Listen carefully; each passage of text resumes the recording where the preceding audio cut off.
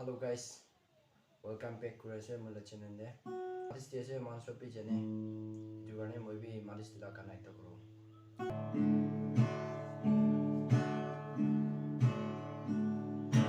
O ni a an như ya yang quang hi như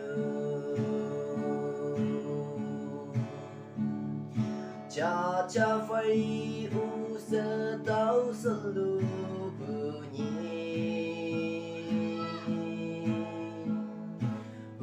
bu an như lan min yong ngam pai bu hâm long như lan tơ y hay non tâm bu như cha quang nhà quang ai ân như nu man sang lu a ô cơ quang ai âu ha cả lạc ấy sâm sư yang kỳ nick yang nan ca thơ ta anh như năng a tu hay nhai nơ tâm ha im lan na hong cơ chúng ta là vậy xin dòng ngư ăn như lan min dung năng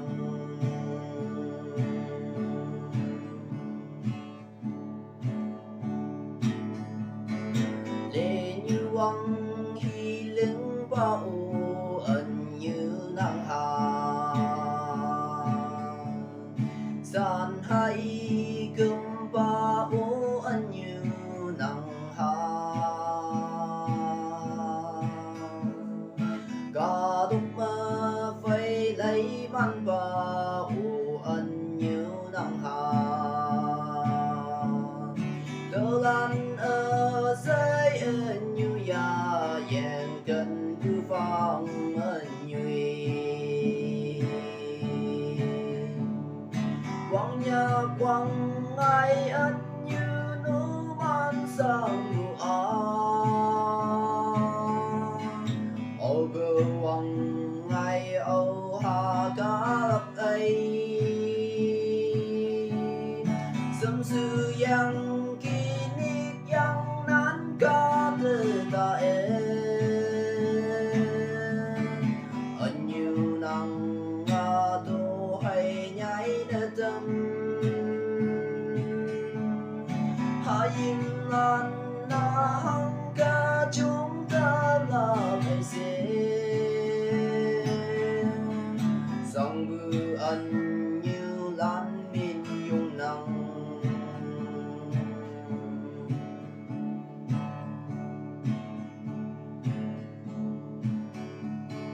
ân như lan ya phấn tây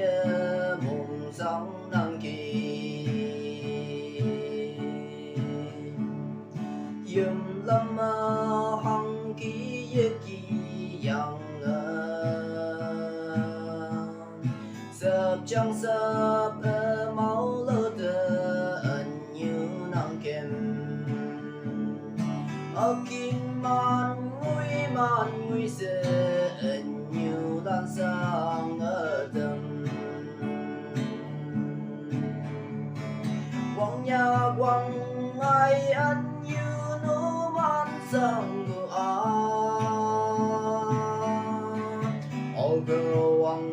ai âu ha cả lạc ấy sâm sư yang kỳ nick yang nan ca thơ ta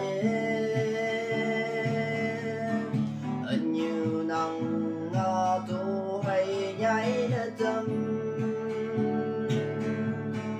ha im lan na hong cơ chúng ta là vậy xin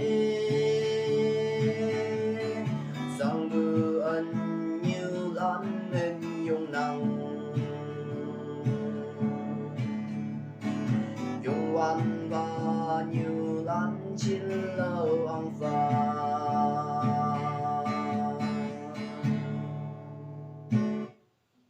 Thank you.